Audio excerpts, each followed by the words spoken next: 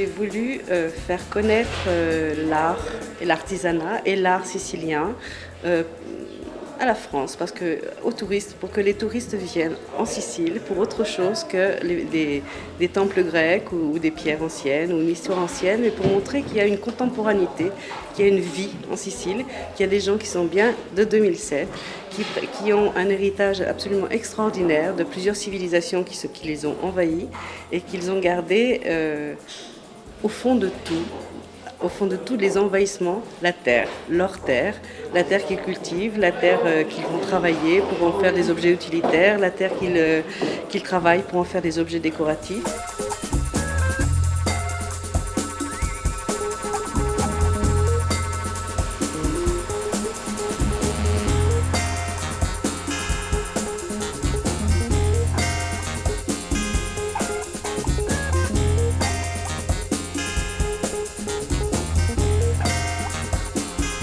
Les artisans sont aussi des artistes et font aussi une recherche personnelle et deviennent à part entière de vrais artistes de 2007 et non pas des artistes de la tradition. Et leur identité finalement, pour moi, qui vis là-bas maintenant, c'est un assemblage d'héritage espagnol, normand, arabe, phénicien, etc., qu'ils ont su amalgamer et qui en font leur propre sicilianité.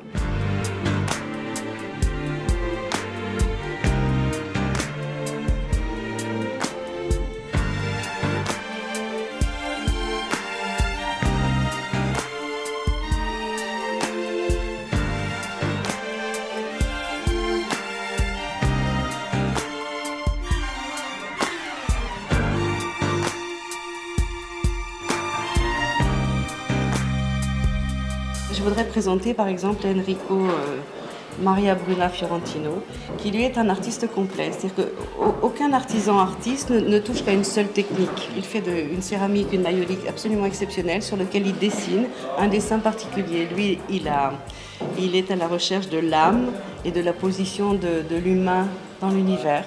Donc de l'âme à travers des visages.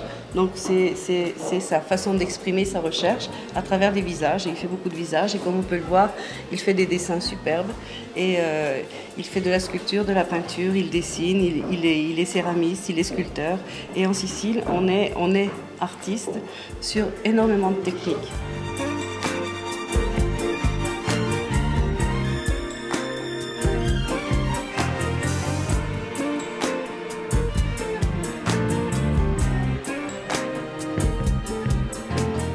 En ce qui concerne les artistes très contemporains qui ont dépassé ce désir de faire de l'art traditionnel, de l'artisanat traditionnel, il y a Giovanni Russo qui lui fait toute une recherche presque scientifique sur l'étirement de la terre et son résultat. C'est un artiste lui qui est beaucoup plus âgé et il arrive pratiquement, si vous voulez, à une maturité où son travail est son travail personnel et non plus un travail de tradition. Enfin, avec une représentation traditionnelle. Et là, on arrive tout à fait dans un art contemporain.